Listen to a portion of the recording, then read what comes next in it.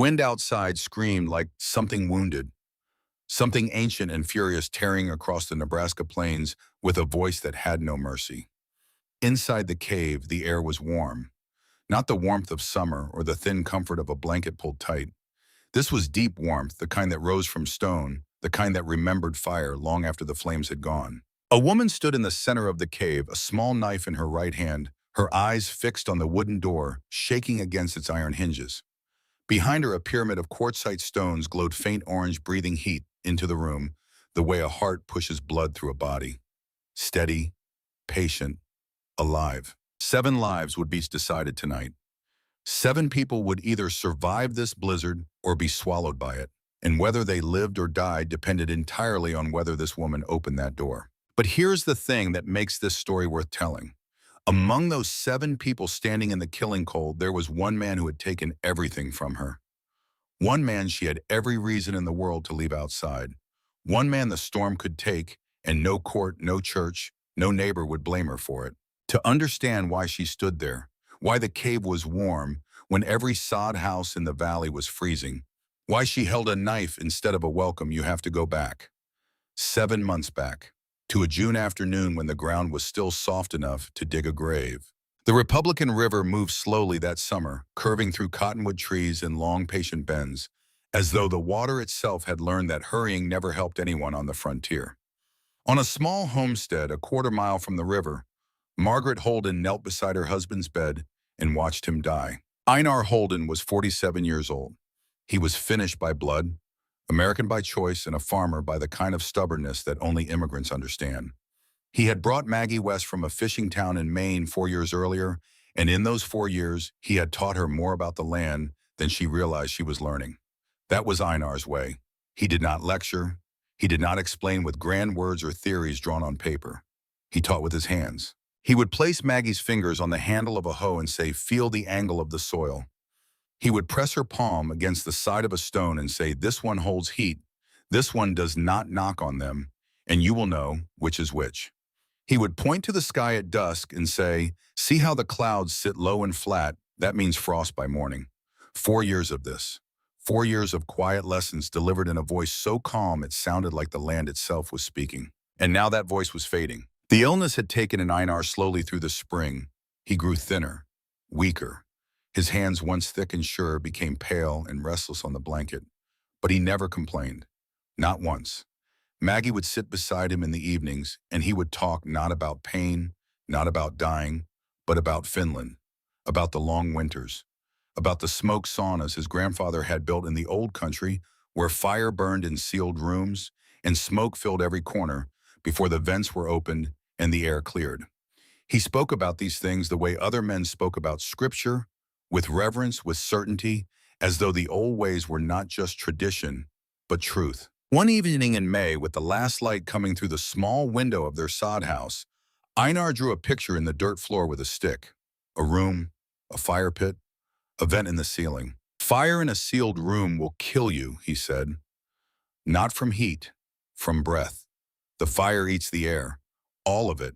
You fall asleep and you never wake up. My grandfather lost 2 brothers that way before they learned to cut the vent hole. Always give fire a way to breathe, Maggie. Always." She nodded. She remembered. She filed it away in the part of her mind where she kept all of Einar's lessons, a drawer that was already full of knowledge. She did not know she would need knowledge about soil and sky and water and the behavior of animals before storms and the way a fence post settles in the ground during the first winter after it is driven. She did not understand, sitting there by the stove with the fire warm on her face and her husband's voice steady in her ears, that this particular lesson would be the one that separated her from a dead man in a cave. That this particular evening, ordinary in every way unremarkable in the long catalog of evenings they had shared, would be the evening that saved her life. But that is how it works. The lessons that matter most never announce themselves. They arrive disguised as ordinary conversation, as casual instruction, as the quiet words of a man drawing pictures in the dirt with a stick, while his wife listens with half her attention because the other half is thinking about whether there is enough flour for tomorrow's bread. You do not know which words will matter until the moment arrives when they are all you have left. And by then the person who spoke them may be gone. Another night a week later, the fever had climbed higher, and Einar's forehead burned under Maggie's hand like a stone left too long in the sun. But still he talked. Still he taught, as if he knew somewhere deep beneath the fever in the failing body that every word he spoke now was a seed planted in soil that would need to grow without him. He taught her about stone. He explained the kiuas, the Finnish heating stove built from dense rock that absorbed fire's warmth and released it slowly through the night. His voice was thin, barely louder than the wind outside, but each word was precise, carefully chosen the way a carpenter chooses nails. Quartzite is best, he told her. Heavy, dense, rings like iron when you strike it. Never use riverstone. Riverstone has water trapped inside. Heat it and it explodes like a gunshot. My grandfather built his kiawas from 40 stones he carried from a quarry 3 miles away. Carried each one on his back. The old man was half my size and he built a heating system that kept 5 children warm through 6 months of darkness. It is not about strength, Maggie. It is about knowing which stone to pick. And one bitter night during their second winter together, when the fire in the sod house stove had nearly died and Maggie wanted to give up, wanted to burrow under every blanket they owned and simply wait for dawn, because the cold felt endless and the darkness felt permanent and her bones ached with the particular exhaustion that comes from fighting something much larger than yourself. Einar said the words she would carry for the rest of her life. He said them quietly the way he said everything, kneeling by the stove with his hands in the ash. Kulta never let the fire die completely. Always keep one coal alive. From one coal the whole fire comes back. He found the last ember. He blew on it gently, added dry grass, a twig, a small branch. The flame caught, the room warmed, and Maggie learned something no book could teach, something that only experience in the dark can give you. Survival is not about never being afraid. Survival is about not letting fear extinguish the last coal. Einar died on a June afternoon when the ground was still soft enough to take a spade. His last word was Finnish, kulta, the same word he had called her 1,000 times every morning when she woke every night before they slept, a word so familiar it had become like breathing, something she heard without thinking about what it meant. She had never asked the meaning because she thought there would always be time to ask. She thought there would always be another morning, another evening, another quiet moment by the stove where she could turn to him and say, Einar, what does kulta mean? But there would not be another morning. There would never be another morning with him. Maggie dug his grave alone, 4 hours under the sun, her hands blistered on the shovel handle within the first hour, and by the second hour the blisters had broken and the raw skin beneath was grinding against wood with every thrust into the earth. Her back screamed, her shoulders burned. She did not cry while she dug because her hands were busy with the work of burial, with measuring depth, with making sure the hole was deep enough that the coyotes would not come. But when the last shovel of earth covered him, she sat beside the mound and stayed until dark. She sat there while the shadows lengthened across the grass and the cottonwoods along the river turned black against the fading sky and the first stars appeared, and the night sounds of the prairie started up around her, the crickets and the owls and the distant cry of something moving through the tall grass. She sat there and she understood something that only people who have lost their partner truly know. Einar was not just her husband. He was her map on this land. He was the one who knew which direction to walk and which sky meant rain and which sound in the night was harmless and which was not. Without him, she was in a country she had never truly entered alone. She did not leave a marker on the grave. She would know the spot, the cottonwood leaning east, the flat stone half buried in the grass. She would always know.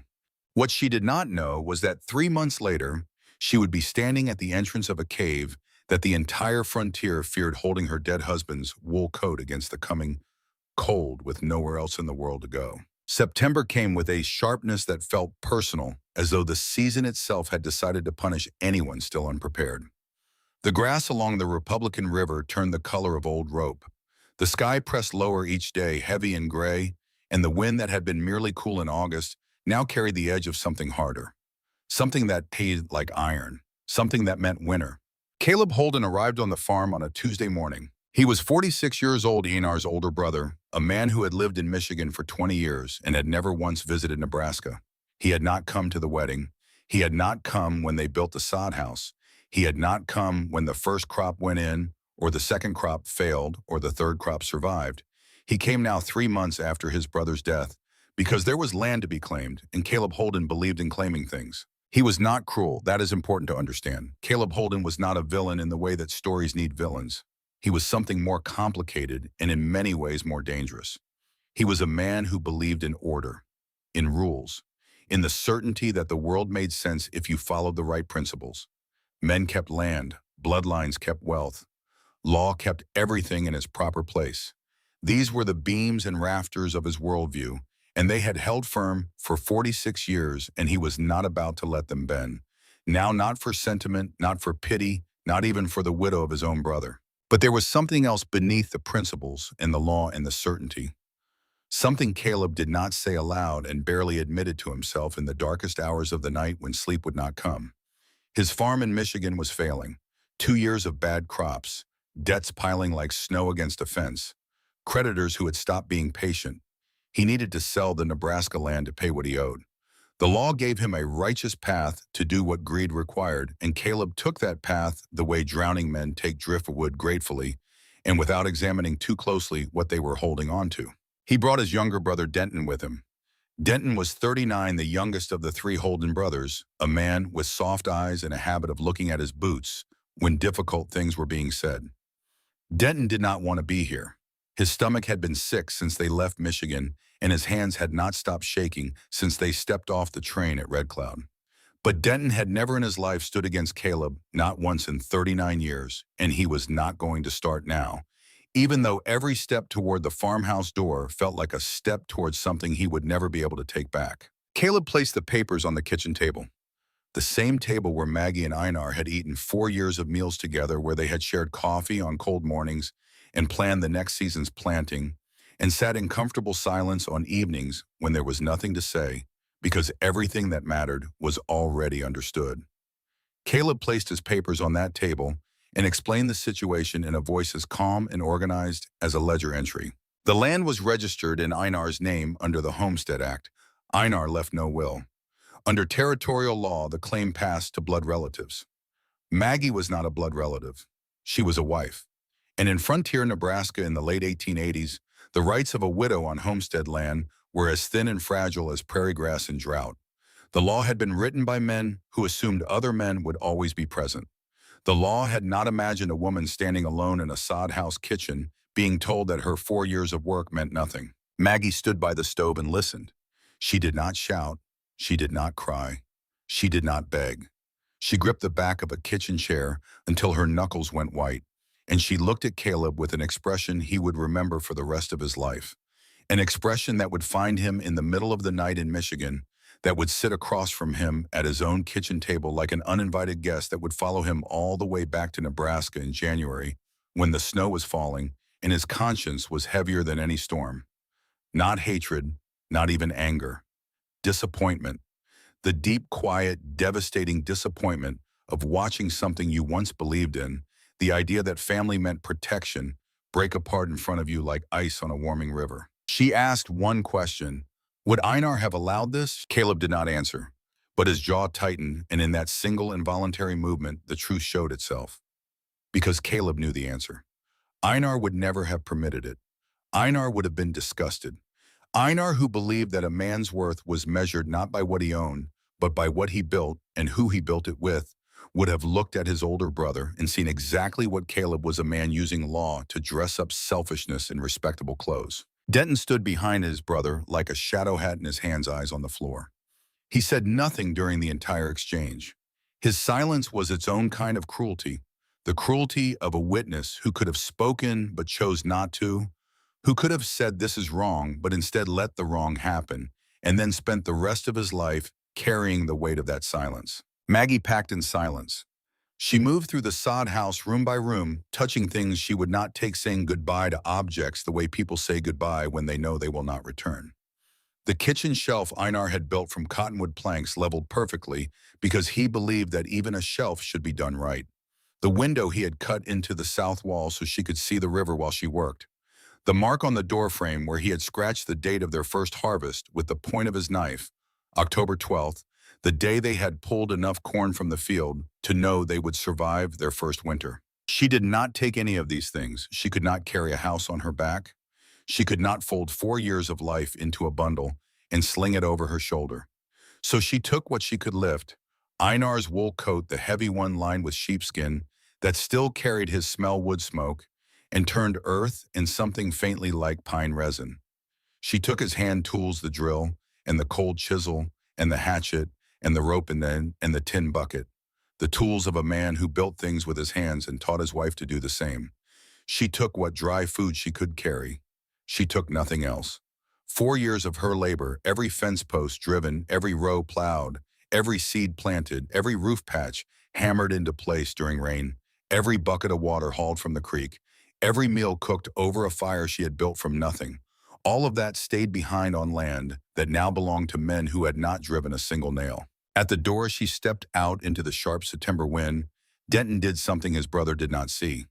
He pressed a small, folded piece of paper into Maggie's hand. His fingers trembled. His eyes were wet. He did not look up. Maggie did not look at the paper. She pushed it into the pocket of Einar's coat and walked away down the path that led to the river road without turning back. She would not read that note for weeks. She did not want anything from the Holden family. Not sympathy, not guilt, not a folded scrap of paper from a man too weak to say out loud whatever he had written down.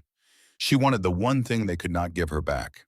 She wanted Einar sitting at the kitchen table with a stick in his hand, drawing pictures in the dirt, teaching her about fire. 3 days she walked along the Republican River. 3 days of sleeping on open ground with Einar's coat pulled over her body and the stars of the Nebraska sky spread above her like a map to a country she had never been to. She ate dried food sparingly, measuring each piece against the unknown number of days ahead. She felt the autumn arrive in every gust of wind that cut a little colder than the one before, in every morning frost that lasted a little longer on the grass, in the way the light changed from the gold of summer to the thin silver of fall. She walked and she thought about Einar. Not the dying, not the last days with the fever and the thin voice in the hand that could no longer grip hers with any strength. She thought about the living, about the way he drank his coffee, both hands wrapped around the cup, eyes closed for the first sip, as though it were a prayer.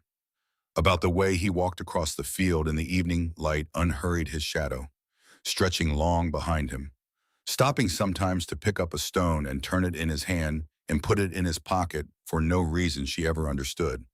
About the way he looked at her across the supper table with an expression that she now recognized too late as wonder, as though he could not quite believe she was there, as though every evening they sat together was a gift he had not expected to receive. She thought about these things because they were all she had left.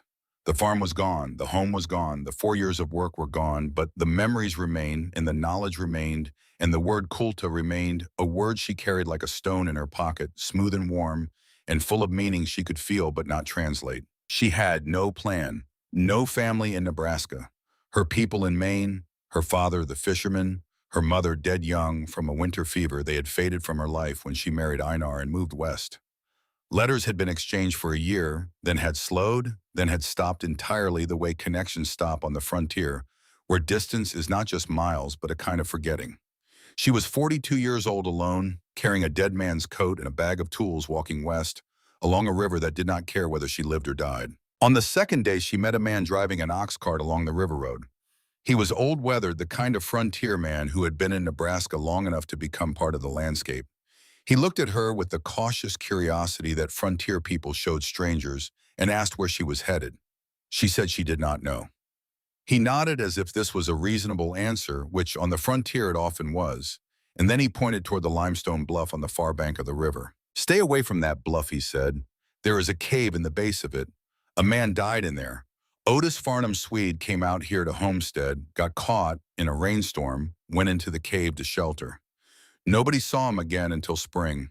Found him sitting upright against the wall, food still in his sack, not a mark on his body, like he just fell asleep and decided not to wake up." He paused and spat tobacco juice into the dust. "Folks say the cave killed him. Folks say the land there does not allow the living. I do not know what I believe, but I know I would not go in there. Not for money, not for shelter, not for anything." The story of Otis Farnham had spread through the Republican River Valley the way all frontier legends spread, carried from mouth to mouth, gaining weight and color with each telling, until the original facts were buried under layers of fear and superstition, like a seed buried too deep to grow straight. People said the cave was cursed. People said the land was haunted. People said Otis Farnham's ghost sat in the darkness and waited for the next person foolish enough to step inside. Mothers warned their children. Fathers mentioned it around evening fires. The Farnham Cave became one of those places that every frontier community has a place marked not by what happened there, but by what people imagined happened there, a place where fear had replaced understanding so completely that no one thought to ask the simplest question anymore. Not how did he die, but why did he die? Maggie reached the cave on a late September afternoon when the light was turning amber, and the shadows of the cottonwoods stretched long across the riverbank. The entrance was low and dark beneath the limestone bluff, half hidden behind a thicket of wild plum bushes that had grown unchecked since Farnham's death. The opening looked like a mouth that wanted to stay closed, like an entrance that was also a warning. The air that drifted from the opening was cool and heavy, carrying the ancient smell of limestone and dry clay, and something else, something that was not a smell exactly, but a sensation, a pressure, the feeling of entering a space that had been sealed from the world for a very long time. The silence inside was not the silence of an empty room. It was the thick, heavy silence of a room that held its own stories, its own memories, its own history of the man who had sat down against its wall and never stood up again. And here is the moment that separated Margaret Holden from every other person in the Republican River Valley. The moment that matters more than any other in this story. Because where others stepped back, she stepped forward. Where others heard a ghost story, she heard a question. Where others saw a place of death and felt fear rise in their chest like cold water, she felt something different. She felt curiosity. She felt the tug of a problem that had not been solved, a mystery that had been wrapped in superstition instead of examined with clear eyes and steady hands. She knelt at the entrance and studied the stone walls, the way a reader studies a difficult page, slowly, carefully looking not at the obvious words, but at the spaces between them, the patterns beneath the surface, the story the stone was telling to anyone who knew how to read it. She saw the old fire ring in the center of the cave floor, black with soot, a circle of stones that Otis Farnham had arranged and lit and never extinguished because it extinguished him first. She saw the dome ceiling rising above it, smooth limestone that had been shaped by water over thousands of years. She saw the smooth clay floor, dry and level, a natural foundation that no human architect could have improved upon. And from deep inside her memory, Einar's voice came back to her, not as a ghost, not as a hallucination, as memory, the kind of memory so vivid, so present, that it felt like company. She could see him sitting by the stove in their sod house, drawing on the dirt floor with his stick, his face serious and calm, explaining the thing that mattered most in a voice that never rose above the volume of ordinary conversation. Fire in a sealed room will kill you, not from heat, from breath. She stood up as though a hand had lifted her from behind. The understanding struck with such force that her whole body responded to it. Spine straightening, eyes widening, breath catching in her chest like a door thrown open onto a view she had not expected. Otis Farnham was not killed by a curse. He was not taken by spirits. He was not claimed by haunted ground or angry land or any of the 100 explanations that people had invented to avoid asking the one question that would have given them the answer. He built a fire in a sealed room. The fire consumed the oxygen. Carbon monoxide filled the space. Otis Farnham fell asleep, and he never woke up. No mystery, no legend, no ghost sitting in the darkness waiting for the next fool, just physics, just chemistry, just the simple, brutal, indifferent mechanics of air and fire and breath. And the knowledge that solved the mystery also revealed the solution, because if the problem was air, the solution was also air. Maggie entered the cave. Her eyes adjusted to the darkness slowly, the way eyes always adjust grudgingly, as though the darkness did not want to surrender its hold. The cave was 30 feet deep and 15 feet wide at the center, narrowing toward the back where the limestone walls curved together like cupped hands. The ceiling rose in a natural dome above the old fire ring. The walls were smooth, the clay floor dry and level, and the temperature was the thing that struck her most immediately, a steady coolness that had nothing to do with the September air outside. She pressed her hand flat against the rock. Not cold, not warm, something in between, something constant, something that did not change regardless of what happened in the world above. This was earth temperature, the temperature of stone that had been insulated from the surface by millions of years of geological process. It would not freeze in winter, it would not bake in summer, it simply stayed, steady, predictable, permanent. The kind of temperature that a shelter could be built around if and only if the problem of air was solved. She wet her finger and held it up inside the cave. Nothing moved. No draft, no current, no natural circulation. The air sat in the cave like water in a bowl, still and stagnant, waiting for nothing, because nothing had ever disturbed it except the breathing and burning of a man who had not known enough to give it a way out. Maggie climbed the bluff above the cave. She got down on her hands and knees and crawled through grass and lichen, searching the rocky surface with her fingers, the way a blind person reads a page by touch, by feeling, by the particular sensitivity that comes from knowing exactly what you are looking for, even though you have never found it before. For nearly an hour, she moved across the top of the bluff, her knees scraping on stone, her palms growing raw against the rough surface. And then she found it. A thin, ancient fracture in the limestone running from the surface of the bluff directly down toward the center of the cave below. A crack, a fissure, a pathway that nature had been carving for millennia, slowly, patiently following the same path that water follows through rock, and had almost completed but never quite opened. A chimney waiting for hands. She pressed her face close to the crack and felt the faintest movement of air from below, so slight it might have been imagination, but she did not think so. She touched the edges of the fracture and felt the stone thin here, no more than a few inches thick in places, ready to be widened by anyone willing to do the work. She sat back on her heels and looked at the sky. She exhaled slowly, and for the first time since Caleb Holden placed his papers on her kitchen table, she felt something move in her chest that was not grief and not anger. She could see it now. Not a tomb, not a death place, not the cursed cave that the frontier whispered about in the same breath as hauntings and bad omens.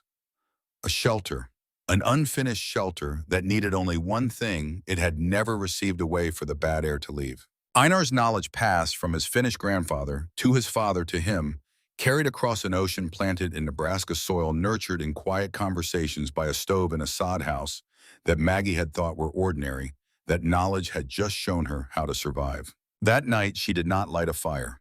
The vent was not yet open, and she would not make Otis Farnham's mistake. She lay on the clay floor in complete darkness, wrapped in Einar's wool coat, and for the first time since being cast out, she allowed herself to feel the full weight of what had happened to her. She cried, not the sharp, brief tears of frustration or the wet sobbing of immediate grief. These were the slow, deep, exhausting tears that come when the body finally has a moment of stillness, after weeks of motion, when the adrenaline of survival fades and the truth arrives in its place. She was alone. She was in a cave that most people believed was haunted. She was 42 years old, and she had no money and no land and no family, and the only person who had ever truly understood her was lying in a grave beside the Republican River under a cottonwood tree that leaned east. She missed him. She missed him with a specificity that felt physical, as though parts of her body had been removed and she could feel the spaces where they had been. She missed the sound of his breathing beside her at night, steady and warm, the rhythm of a man who slept soundly because he had worked honestly.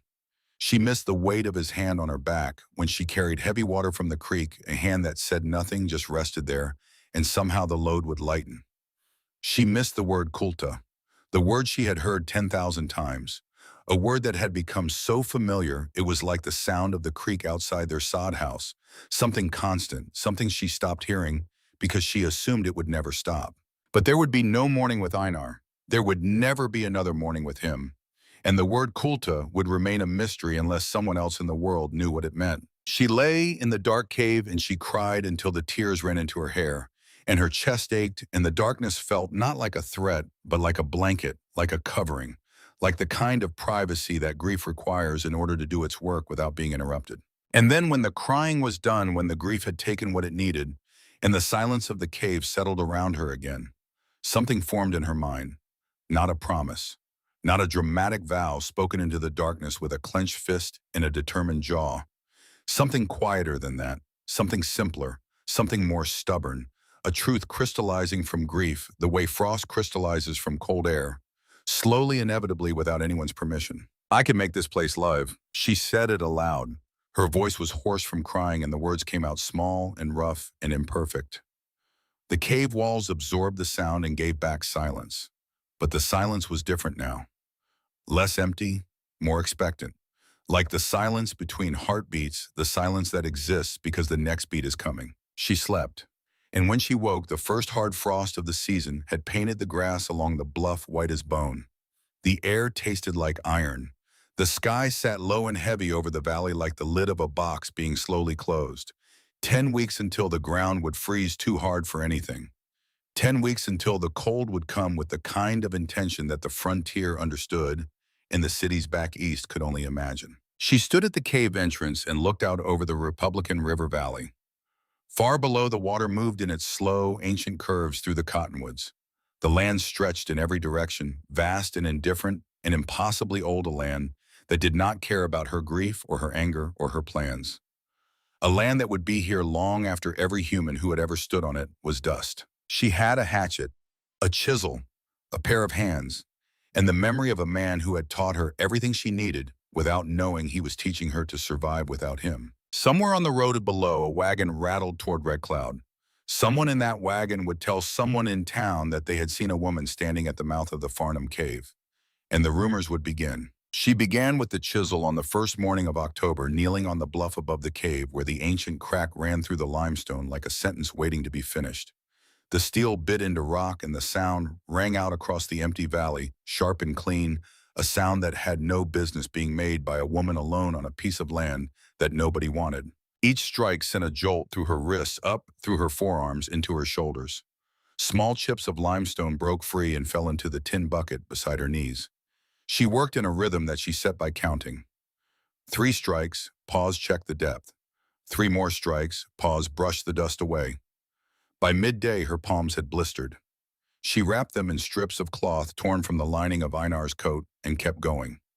By evening, her lower back had locked into a single rigid bar of pain, and she had to roll sideways onto her hip to stand up. She ate cold cornmeal mush, sitting on the edge of the bluff, watching the sun go down over the river, and then she climbed back down to the cave and lay on the clay floor in the dark. She did not light a fire, not yet, not until the vent was open. 3 days she worked on that crack. 3 days of kneeling on cold stone, swinging the chisel, collecting fragments in the bucket, emptying the bucket over the side of the bluff, kneeling again. The skin on her knees wore through her dress and then wore through the skin itself, and she knelt on raw flesh against limestone, and she did not stop. Her right hand swelled around the chisel handle until she could barely close her fingers at the end of each day. Her shoulders turned colors she had never seen on human skin, deep purple fading to green, fading to yellow layers of bruise stacked on top of each other, like the geological strata of the bluff itself. She slept in pieces, waking every few hours to shift her weight because every position found a new bruise to press against, a new ache to aggravate, a new reminder that the body has limits, and she was finding each one. On the evening of the 3rd day, she dropped a strand of dry grass through the widened gap and watched it. For a moment, it hung in the air, motionless, suspended between the sky above and the cave below, as though it were deciding which world it belonged to. Then slowly, gently, with a movement so subtle, it might have been imagined by anyone less attentive than a woman whose life depended on it, the strand drifted downward. The air inside the cave was pulling it in. A draft, faint but real, the first breath of a living room. She climbed down to the cave and built a small fire in the old ring where Otis Farnham had built his last fire years before. She used the same stones he had arranged. She placed her kindling in the same spot where his kindling had been. And she struck her flint and watched the flames catch, and she felt for one fleeting moment the presence of the man who had died here. Not as a ghost, but as a cautionary tale, a story written in soot and silence that she was about to rewrite with fresh air and understanding. The smoke rose and gathered at the ceiling, thick and gray, hanging in the dome like a storm cloud trapped indoors. She watched it with her whole body tense, her hands gripped together, her jaw tight, her heartbeat loud in her ears. If the smoke stayed, the vent had failed. If the smoke stayed, she would have to find another way or walk away from the only shelter she had found. The smoke drifted, slowly at first, almost reluctantly, as though it were testing this new opening, unsure whether to trust it. Then with more purpose, more direction, the gray cloud moved toward the vent she had carved through 3 days of kneeling and striking and bleeding, and the smoke slipped through the crack and vanished into the October sky above the bluff. Maggie exhaled. She had been holding her breath without knowing it, her body responding to the test before her mind could catch up. The cave could breathe now. The room was alive. which meant she could live here. But breathing was not enough. A single fire in an open ring would never hold through a Nebraska winter night. Not when temperatures dropped below zero and stayed there for weeks. Not when the wind drove across 200 miles of flat grassland with nothing to stop it, nothing to slow it, nothing between the Arctic air and a person's skin except whatever walls they had managed to build. She needed something that held heat after the fire died. Something that stored warmth the way a well stores water, holding it underground, where the cold could not reach it, releasing it slowly when it was needed most. And once again, as reliably as sunrise, Einar's voice came to her. Not as a haunting, as a lesson, the most important lesson he had ever given, delivered on an ordinary evening by a stove in a sod house, in a voice so casual that she had not recognized it as the difference between life and death. She could see him, drawing on the dirt floor with his stick, his face calm, his hand steady, the firelight playing across the angles of his jaw and the deep lines around his eyes, and the particular way he held his mouth when he was concentrating, which was always because Einar concentrated on everything, on the angle of a hoe and the color of the sky and the weight of a stone in his hand, because he believed that attention was the foundation of all knowledge, and knowledge was the foundation of all survival. The right stone drinks heat like a sponge, drinks water, he had told her. Then it gives the heat back slowly all through the night, long after the fire has gone. Quartzite is best. Heavy, dense, rings like iron when you tap it. His hand moved the stick across the dirt floor, sketching the shape of the heating mass with the confidence of a man drawing from memory handed down through generations. Firebox below, stones above. The fire heats the stones for hours, and then you let the fire die. The stones keep the room warm until morning. My grandfather heated his whole house this way. 50 below outside, and his 5 children slept without blankets. He had paused then, looked up at her, smiled in that quiet way of his that was more in the eyes than the mouth. It is not magic, Maggie. It is just knowing which stone remembers and which stone forgets. Maggie climbed the bluff and began searching for the right stones.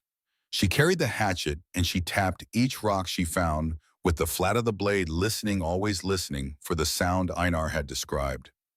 Most stones gave a dull thud when she struck them dead, and hollow the sound of rock that had nothing inside it worth saving. But occasionally, 1 in 10, 1 in 15, a stone would ring out with a sharp metallic note when the hatchet struck it, clear and bright like a small bell buried in the earth. Those she marked with scratches from the chisel. Those she came back for. 40 stones, 2 days of hauling. Each trip down the bluff was heavier than the last, each stone carried against her chest or balanced on her shoulder, her boots slipping on loose gravel, her thighs burning from the descent. The quartzite was dense, much heavier than it looked, and by the end of the first day, her shoulders were bruised so deeply that the bruises had bruises purple on purple, and she could not raise her right arm above her head without a pain that made her vision blur. She kept going. She carried the 31st stone and the 32nd stone and the 35th stone, and each one felt like the last thing her body could endure, and each one was followed by another trip up the bluff and another stone to carry, and another descent that tested muscles she did not know she had. By the end of the second day, her shoulders were the color of thunderclouds, and there were nights when she could not lie down flat because no position existed that did not press against some new landscape of pain. She would sit against the cave wall instead, Einar's coat wrapped around her, and sleep in fragments, waking every hour, adjusting, trying again. She built the heating mass in the deepest part of the cave where the limestone walls curved inward, and the ceiling was highest and the earth's steady temperature was most pronounced. Firebox at the bottom, constructed from flat stones, stacked tight with clay mortar, pressed into the gaps. Above it, the quartzite arranged in a pyramid, each stone placed carefully to allow airflow between them, each one tested with a final tap to confirm it rang true. The design was older than the frontier, older than the United States, older than any European settlement on this continent. It was the design of Einar's grandfather, carried across the Atlantic in the memory of a family that understood fire the way sailors understand water, as something that could save you or destroy you, depending entirely on how much you respected it. On an October morning that smelled like iron and dead grass, she lit the first full fire beneath the quartzite mass.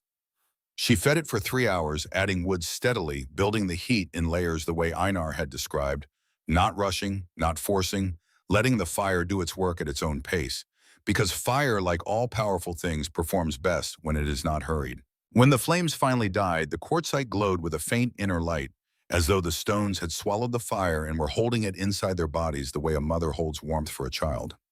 The glow was not bright, it was subtle, a reddish amber that pulsed faintly in the darkness of the cave, visible only when the flames were gone and the eyes had adjusted. Maggie sat across the room and held her hands out toward the stones. The heat reached her slowly, steadily, not the aggressive blast of an open flame that burns your face while leaving your back cold. This was something different, something that filled the room the way water fills a glass, evenly, completely touching every surface, every corner, every breath. Einar had once described this kind of heat, and now she understood exactly what he had meant. It was like a hand laid softly on your shoulder, not gripping, not pushing, just resting there, letting you know you were not alone. By midnight, the air outside had dropped below freezing. Frost formed on the grass along the bluff. The wind made sounds against the rock face that sounded like voices arguing in a language no one spoke anymore. But inside the cave, the temperature held, warm, steady, untroubled by the world outside. The quartzite breathing out the memory of fire with the patience of stone, which is the most patient thing in creation. She whispered into the dark, "This will work." And for the first time since losing her home, she believed it. But belief was tested 15 days later on a night that nearly broke her. Rain fell all day, heavy and cold. The kind of October rain that turns every path to ankle-deep mud and soaks through clothing, no matter how tightly it is pulled. The sky was a single unbroken sheet of gray from horizon to horizon, and the rain fell straight down without wind, relentless, as though the sky had decided to empty itself completely and would not stop until every dry thing on the frontier was saturated. Maggie could not find dry wood. She searched the creek banks and the undersides of fallen trees and the protected hollows beneath the bluff, where deadfalls sometimes stayed dry. Everything was soaked. The wood pile she had stacked outside the cave entrance, her primary fuel supply, had no cover, and the rain had reached every piece. That night, the heating stones cooled faster than she expected. The temperature in the cave dropped hour by hour, degree by degree, a slow betrayal that felt worse than a sudden freeze because it gave her time to think about what was happening. She felt the warmth leaving the cave the way she had felt Einar leaving his body, gradually, unstoppably, beyond the reach of anything she could do. She lay curled under his wool coat, shivering, and for the first time since arriving at the cave, she thought the words she had been fighting against since September. "I cannot do this. I will not survive this winter alone." Caleb was right. The thought cut deeper than any cold because it sounded reasonable, because the evidence supported it, because the whole world seemed to agree with it. A woman alone in a cave. No family, no money, no neighbors willing to help, no community of support. Just a pair of blistered hands and a pile of stones that were cooling by the minute. She thought about walking back to Red Cloud in the morning, finding work at the boarding house, washing sheets, scrubbing floors, cooking other people's meals. Living as a widow on the margins, a woman defined not by what she could build, but by what she had lost. She thought about writing to her father in Maine, if he was even still alive, asking for money she did not deserve because she had left him without looking back. She thought about accepting Caleb's version of reality, the version that said women do not keep land, women do not survive winters alone, women do not build anything that lasts. And then from the deepest part of her memory, so clear, it might have been spoken aloud in the cold, dark cave, Einar's voice arrived. Not the whole lesson, not the careful explanation he had given by the stove that winter night. Just the last line, the one that mattered, stripped down to its essence the way fire strips wood down to coal. One coal, kulta. Find one coal. She sat up. Her body ached in places she could not name. Her hands were stiff. The cold had settled into her bones like iron into water, heavy and reluctant to leave. She crawled to the firebox on hands and knees and dug through the ash with her bare fingers. Gray, cold, dead.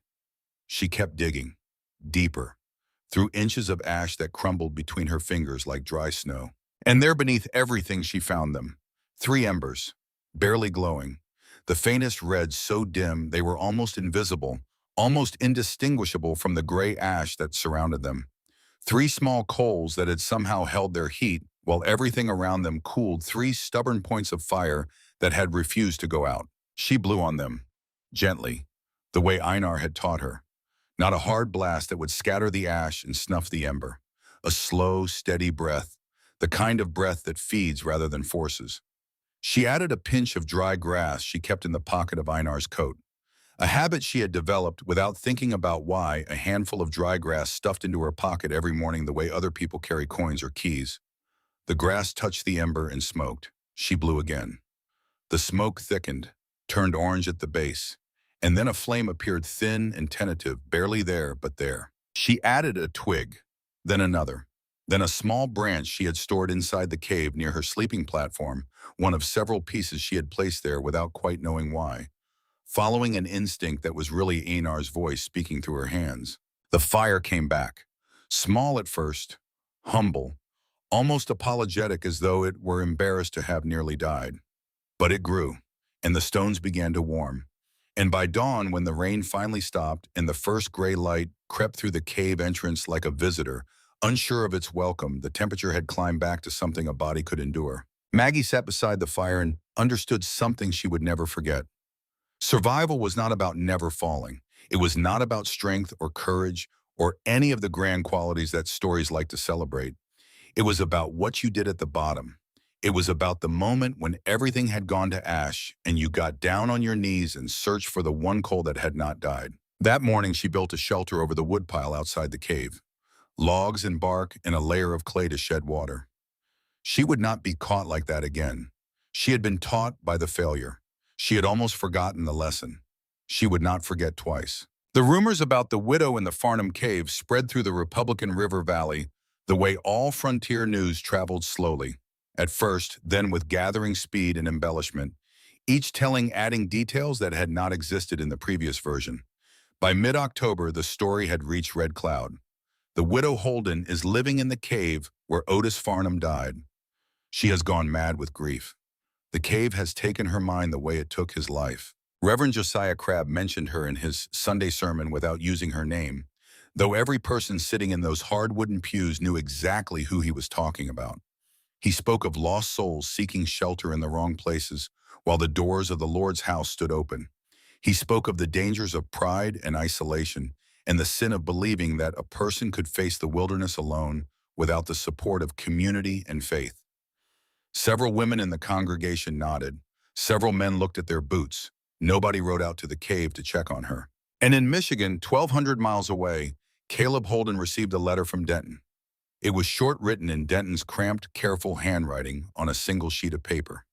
She is living in the Farnham Cave. People say she has lost her mind. Caleb read the letter at his kitchen table with a cup of coffee growing cold beside his hand. He read it twice. Then he folded it and placed it in the drawer of his desk, the same drawer where he kept the deed to the Nebraska land and the documents of sale he was preparing for a buyer from Michigan. He told himself he felt nothing.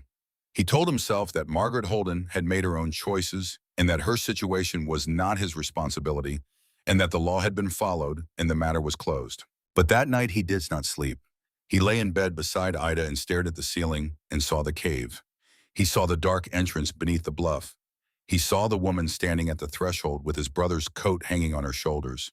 He saw the look on her face when she had asked, would Einar have allowed this?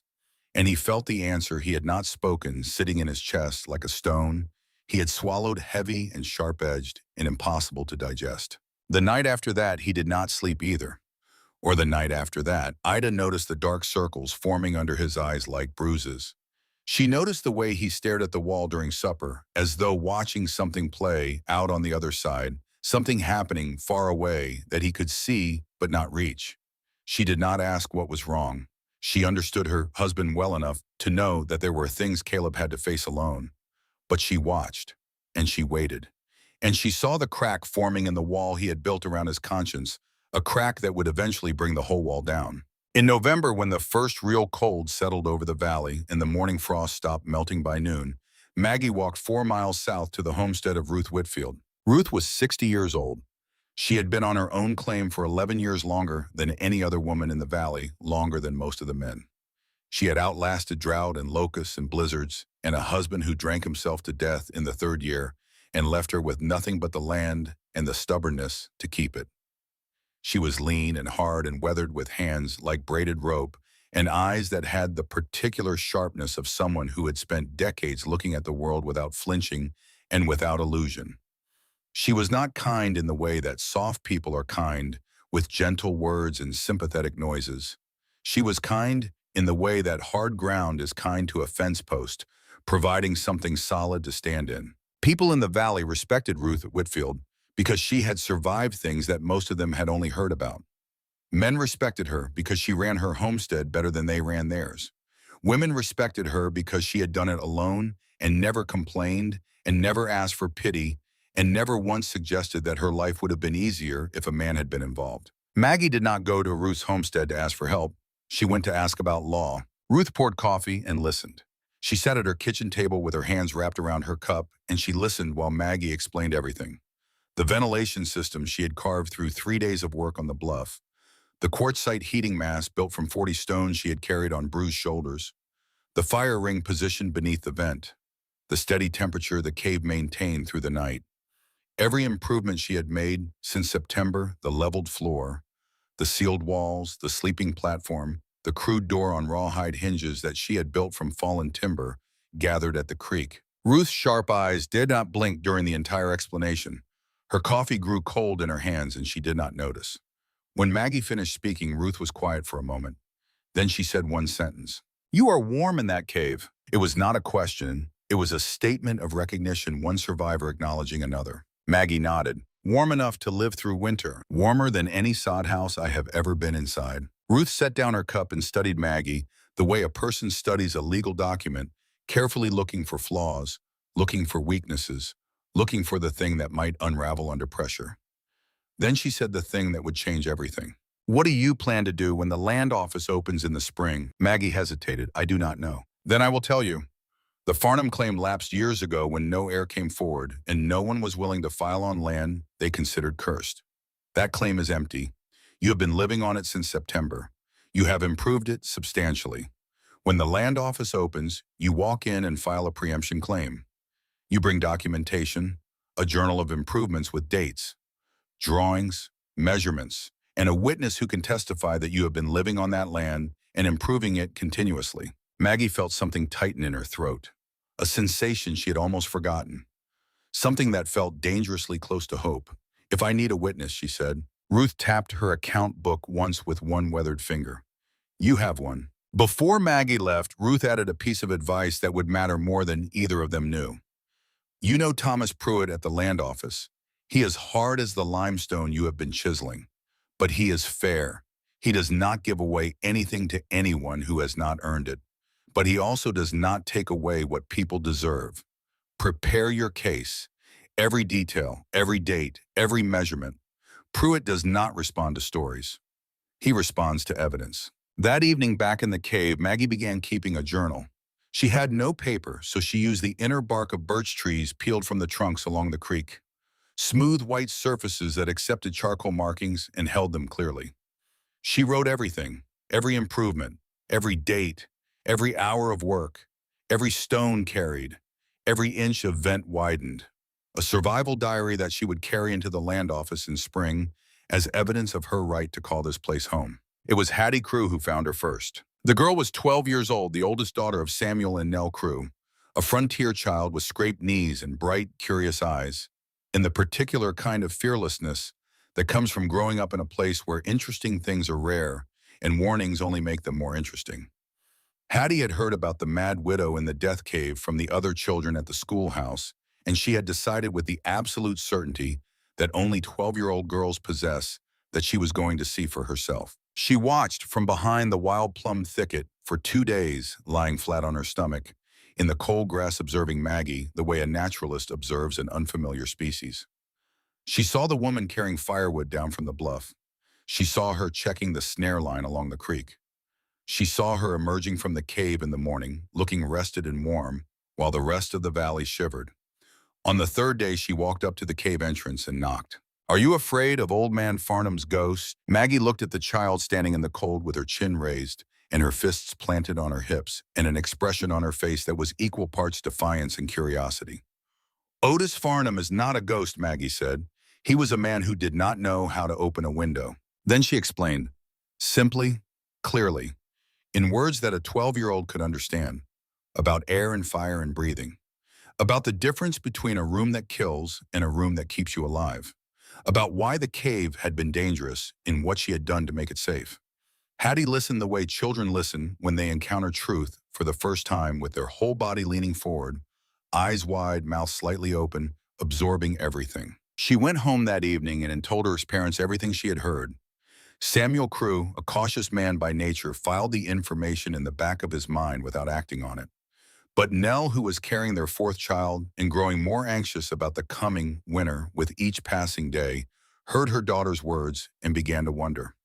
She placed her hand on her growing belly and looked out the window at their sod house, the one with the leaking roof and the drafty walls and the stove that consumed wood faster than Samuel could cut it, and she wondered whether the cave was truly as warm as Hattie described. Late November brought the crisis Maggie had feared since the first night she slept in the cave. A sudden wind, vicious and unexpected, struck the bluff at 2 in the morning and ripped the crude wooden door from its rawhide hinges. The door swung open and the cold poured into the cave like floodwater through a broken levee. Maggie woke gasping, the temperature already plummeting the warmth she had spent hours building, draining out of the cave in seconds. She fought the door back into position in complete darkness, bare feet on frozen ground, the wind shoving against her with the impersonal strength of something that does not care whether you live or die. She got the door closed and braced it with a log and stood there in the dark, shaking not entirely from the cold. Because the door breaking open had revealed something more dangerous than cold air. It had revealed a flaw in her defenses.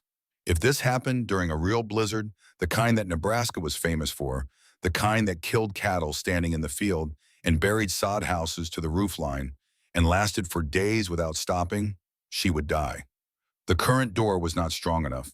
The rawhide hinges were too weak, and she did not have the tools or the timber to build a better one alone. This was the hardest moment since arriving at the cave. Harder than the blisters from the chisel. Harder than the cold night without dry wood. Harder than any physical suffering, because it required her to do something that her pride resisted with the ferocity of a cornered animal. It required her to ask for help. She had built everything alone. She had solved every problem with her own hands, in her own mind, in her husband's memory. She had proven to herself and to the valley, and to the ghost of Caleb's voice saying a widow cannot survive a Nebraska winter, that a woman alone could do what everyone said was impossible. And now she had to walk to a neighbor's house and admit that alone was not enough, that she needed something she could not provide for herself. That survival required at some point the humbling act of opening your mouth and asking. The next morning, she walked to the Crew homestead and proposed an exchange. She would teach Samuel how to build a quartzite heating mass for his sod house, a system that would cut his wood consumption in half and keep his family warmer through the winter than any stove could manage. In return, he would give her oak timber for a proper door and help her hang it. Samuel looked at her with the particular expression of a man being asked to believe something he is not ready to believe. But Nell, standing behind him in the doorway with her hand on her belly, said the 5 words that settled the matter. Listen to her, Samuel. Samuel came to the cave the next day. He stepped through the entrance and stopped. He stood absolutely still for nearly a full minute, his mouth slightly open, his eyes moving slowly from the smooth clay floor to the sealed walls to the quartzite pyramid radiating heat in the back of the cave. He had come expecting a hole in the ground. He had come expecting the desperate shelter of a woman who had lost her mind. Instead, he found something that looked more like a home than his own sod house, a space that was warm and dry and solid, a space that felt permanent in a way that sod walls and dirt floors never could. He unbuttoned his coat because the cave was too warm to wear it. He turned to Maggie, and the expression on his face was something close to wonder. You built all of this yourself. Not by myself, she said. My husband taught me.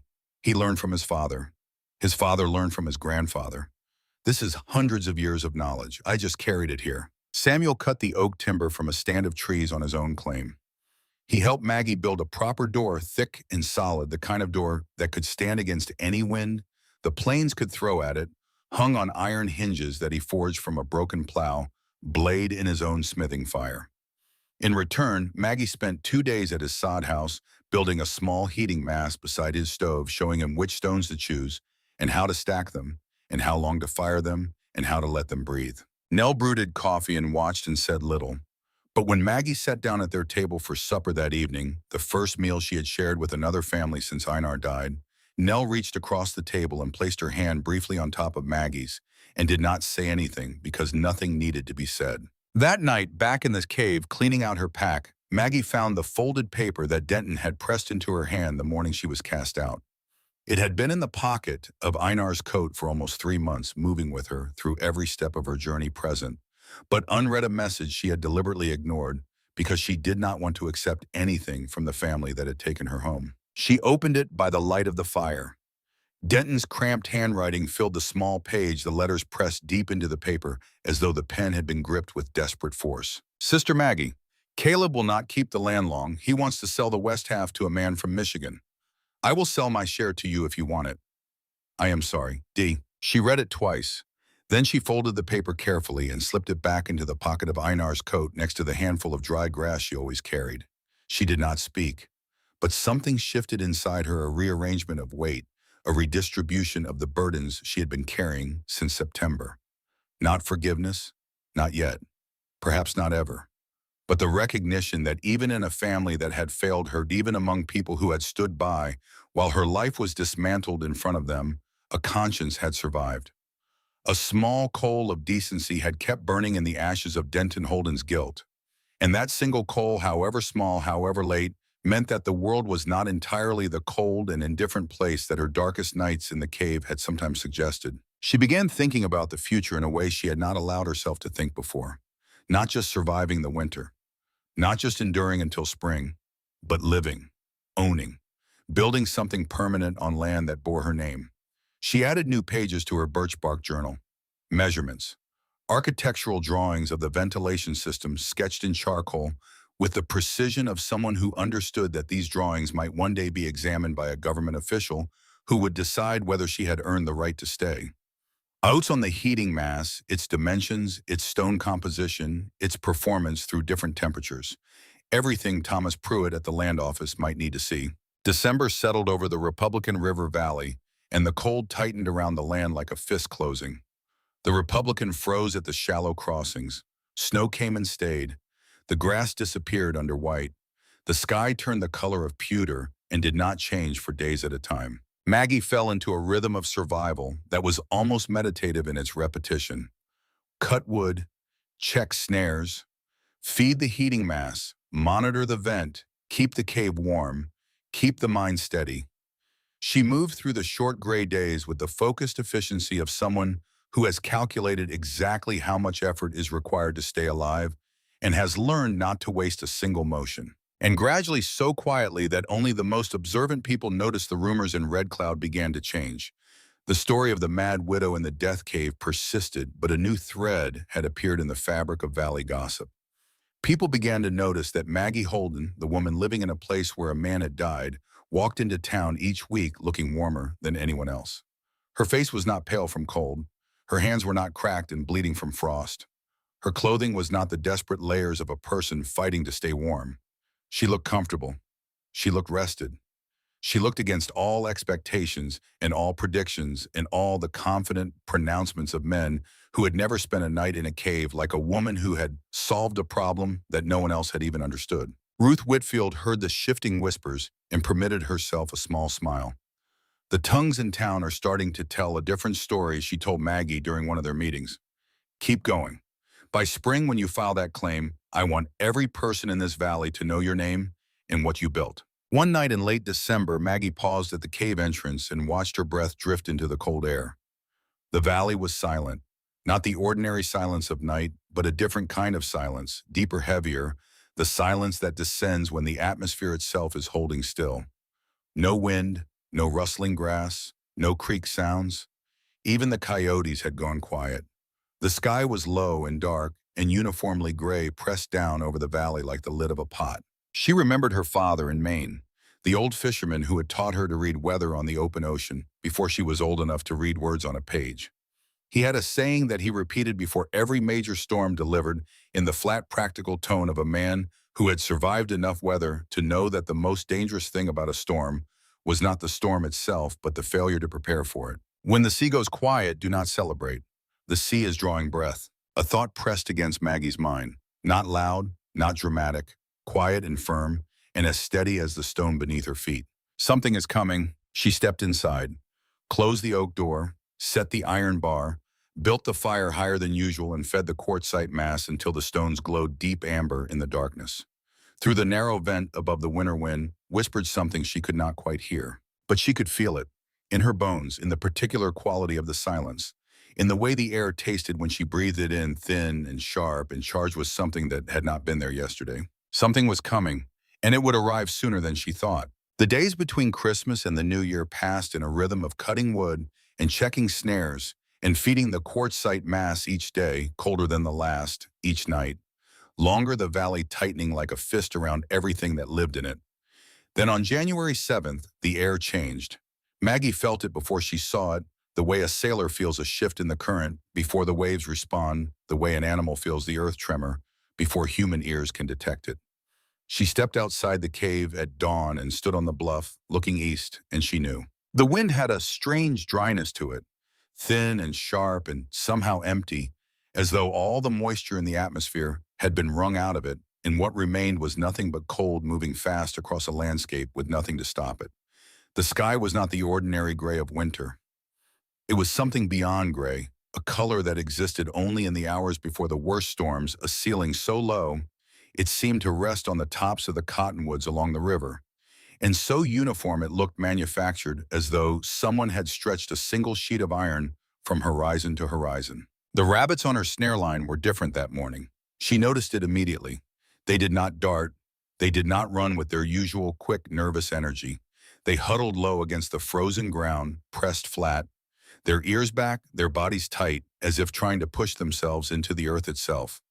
She had seen animals behave this way only once before. In Maine, when she was 12 years old, the morning before a nor'easter came roaring out of the Atlantic and took the roof off her father's boathouse and drove 3 fishing vessels onto the rocks and killed 2 men that everyone had thought were too experienced to die at sea. Her father had stood on the shore that morning, coffee cup in hand, watching the water go flat and glassy and still, which was wrong because the North Atlantic was never flat and never glassy and never still. He had said something that she remembered now with the clarity of a bell struck in an empty room. Every storm announces itself before it arrives. The ones that stay quiet the longest are the ones that hit the hardest. Listen, Maggie, not with your ears, with everything else. She was listening now, with everything else. And she did not waste a single hour. She spent the entire day cutting wood, trip after trip up the bluff, and down to the creek where dead cottonwood branches lay tangled in the undergrowth, like the bones of animals that had lain down and never risen.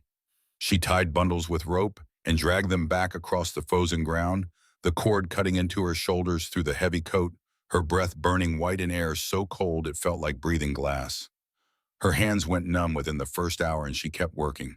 Her lower back seized twice sharp enough to drop her to her knees in the snow, and she waited for the muscles to release, and then she stood and kept working. By nightfall, she had stacked 11 loads of firewood against the eastern wall of the cave. A solid wall of fuel that rose nearly to the ceiling, 7 feet of stacked cottonwood and cedar, and the harder oak pieces that Samuel Crew had given her as extra payment for the heating mast she had built in his sod house. She looked at the wall of wood and calculated. 8 days if she was conservative. 5 days if she had to run the quartzite mass at full capacity around the clock. Enough. Maybe enough. She built the strongest fire the heating system had ever taken. She fed it for 3 hours, log after log, building the heat the way Einar had taught her in layers, not rushing, letting each layer of fuel catch fully before adding the next. The quartzite stones absorbed the heat steadily, their temperature climbing degree by degree into the deep, sustained warmth that meant they would radiate for 8 hours or more after the flames died. When the fire burned down, the stones glowed with an inner light that was almost alive, a deep amber pulse that seemed to breathe in and out with a rhythm of its own. She closed the lower air intake to reduce heat loss and let the stones drink in the fire's memory. The warmth would radiate through the night, steady and generous, asking nothing in return. She slept warm that night. The cave held at 62 degrees while the world outside dropped below zero. She pulled Einar's coat over her shoulders, even though she did not need it for warmth. She needed it for the smell that was almost gone now, the faintest ghost of wood smoke and turned earth and pine resin. She needed it for the memory that lived in the fabric. She needed it for company. It was the last night she would sleep alone in the cave. And 60 miles to the east, Caleb Holden was stepping off a train at Red Cloud for the second time, carrying a bag he had packed in Michigan 3 days earlier. He had told Ida he was coming to finalize the land sale, but the truth, the one he kept behind his teeth, where it sat like something bitter he could not spit out, was that he needed to see the cave. He needed to see what the woman he had cast out had built in the place where everyone said she would die. He arrived at Denton's homestead that evening and found it in poor condition, the fences down the cattle thin, the sod roof sagging. Denton met him at the door, looking thinner than Caleb remembered. They did not speak about Maggie. They did not need to. She was in every silence between them. The wind arrived the next morning like a living thing. It did not build gradually the way most storms build, starting as a breeze and growing by degrees into something serious. This storm struck. One moment the air outside the cave was still and bitter cold, and the next moment the world was screaming. The wind came from the northwest with the full weight of the Arctic, behind it 2,000 miles of frozen plains, channeling the cold into a focused blade that hit the Republican River Valley like a hammer hitting glass. Snow drove sideways across the bluff, not falling from the sky, but flying parallel to the ground. White needles that stung exposed skin and reduced visibility to arm's length. The sound was enormous, a deep, constant roar that vibrated through the limestone walls of the cave and made the wooden door shudder against its iron hinges with every gust. It was not the sound of weather, it was the sound of something alive and hostile and vast, something that intended to bury everything in its path and did not care what was underneath. Inside the cave, the temperature began to drop. 63 degrees, 57, 54 by mid-afternoon.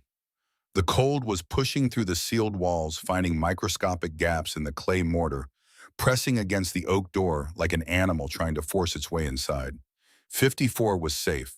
54 was earth temperature, the baseline warmth that the limestone maintained regardless of conditions above ground. But 54 in a blizzard of this magnitude could drop further if the wind found a weakness, and cold air moves like water. It is patient and relentless, and it finds every crack. Maggie opened the firebox and fed the quartzite mass again. 3 logs, then 2 more. The heat climbed through the cave like a second heartbeat, slow and strong and steady. The stones had not fully cooled from the previous night's fire, and the new heat pushed them deeper, higher into the kind of sustained thermal mass that could hold for 12 hours or more. She was adjusting the lower air vent, fine-tuning the balance between heat retention and airflow that meant the difference between a warm room and a room that could suffocate its occupants, when she heard it. 3 knocks on the oak door. A pause. 3 more. Her breath caught. Her hand stopped moving on the vent. She stood absolutely still and listened because the sound made no sense. No one should be outside. Not in wind that could freeze exposed skin in minutes. Not in snow so thick that a person could lose direction standing in their own yard. Not in a storm that would kill anything it caught in the open. She picked up the small knife she kept near the sleeping platform. Not because she was afraid of whoever was outside, but because 4 months of living alone in a cave had taught her that the unexpected always deserved caution. She moved to the door and pressed her mouth to the narrow wooden gap she had built into the frame for air intake. "Who is there?" A voice came back, stretched thin by cold, barely audible above the wind. The voice of a man whose body was using its last reserves to push air through a throat that was freezing shut. "Crew, please." "How many?" "5. My family, and 2 more." Maggie set the knife down. She moved with the focused efficiency of a woman who understands that every second matters and wasted motion is the enemy of survival. She closed the lower vent. She placed 3 more logs in the firebox and waited until the flames caught. She cleared space near the heating stones, moving her sleeping platform and her food stores and her pack to the far wall. She checked the vent above to make sure the chimney was drawing properly. Only when everything was prepared, only when the cave was ready to receive 7 cold bodies without losing the warmth it had built, did she lift the iron bar and pull open the door. The wind hit her like a fist made of ice. A wave of snow drove into the cave, white and stinging, and the temperature dropped 5 degrees in the 3 seconds the door was open. Samuel Crew stumbled across the threshold carrying his youngest child in both arms. Josie, 4 years old, the child with the bright eyes and the quick laugh, who chased chickens in the yard and picked wildflowers along the creek, and who was now limp and silent in the color of old ash. The girl's lips had no color. Her small hands hung at her sides, fingers curled inward with the terrible waxy stillness of flesh that has begun to freeze. Her eyes were closed. Her breathing was so shallow that Maggie had to place her ear against the child's chest to confirm that she was breathing at all. Behind Samuel came Nell, belly huge, beneath her coat, moving with the slow, desperate determination of a pregnant woman who has decided that the baby inside her will live regardless of what the world throws at them both. She held Hattie with one arm and Thomas Jr. with the other, dragging them through the doorway with the last strength her body had left to give. All three of them were crusted with snow, their faces raw and red from wind, their clothing stiff with ice that had formed from their own sweat freezing against the fabric. Then an older couple, neighbors of the Crews who had been caught on the road between homesteads when the storm descended without warning. The man could barely walk. His wife was supporting him with both hands, her own legs shaking so badly that each step looked like an act of will rather than an act of the body. And then the seventh person stepped through the door, a man she had not seen since September, a man who had no business being in Nebraska in January and no business standing in the entrance of a cave he did not believe in. But the storm had caught him on the road between Denton's homestead and Red Cloud, and when visibility dropped to nothing and the cold became something that could kill. In minutes he had remembered the cave the valley feared, the cave where his brother's widow lived, and he had turned toward it because it was the only direction that offered any hope of surviving the night. Caleb Holden. He entered the cave the way a man enters a church when he has not been to church in a very long time and is not sure whether the church will have him. Slowly, eyes wide, looking upward at the smooth limestone ceiling, then down at the level clay floor, then across to the quartzite heating mass glowing with its deep amber warmth in the back of the cave. His mouth was open, his hands hung at his sides. Snow clung to his beard in thick white clumps. His coat was frozen so stiff it did not bend when he moved. He walked with the slow, dangerous mechanical rigidity of a man whose core temperature had dropped to the point where his body was beginning to shut down its outer systems to protect the organs, each step an instruction sent from a brain that was running out of the energy to send instructions. Maggie looked at him across the cave. He looked at her. Neither of them spoke. The silence between them was not empty. It was the fullest silence either of them had ever experienced, packed tight with 4 months of guilt on one side and 4 months of solitary survival on the other, compressed into a single moment of eye contact that contained everything that had happened since September and everything that would happen after tonight. Every person in the cave who was conscious enough to understand what they were seeing understood it. The woman who had been cast out. The woman who had been told she could not survive. The woman whose home and land and 4 years of labor had been taken from her by the very man who was now standing in her doorway with frost on his face and the slow, stiff movements of a body that was dying. That woman had built the only warm place in the valley. And the man who had taken everything from her needed her now the way a drowning man needs a hand, completely desperately, without pride or pretense or the shelter of law. Maggie turned away from Caleb. She would deal with him later, or she would not deal with him at all. But right now, there was a child dying in Samuel Crew's arms, and that child was the only thing that mattered. She crossed the cave and took Josie from Samuel. The girl weighed almost nothing. Her body was cold in a way that went beyond temperature. A deep cold, a settled cold. The kind of cold that had moved past the skin through the muscle into the bone and had begun to slow the processes that kept a 4-year-old body alive. Maggie had never treated hypothermia this severe, but she knew from Einar's teaching, from the Finnish understanding of cold that had been refined through centuries of Arctic winters, that the treatment had to be slow. Warming a hypothermic body too quickly was as dangerous as the cold itself.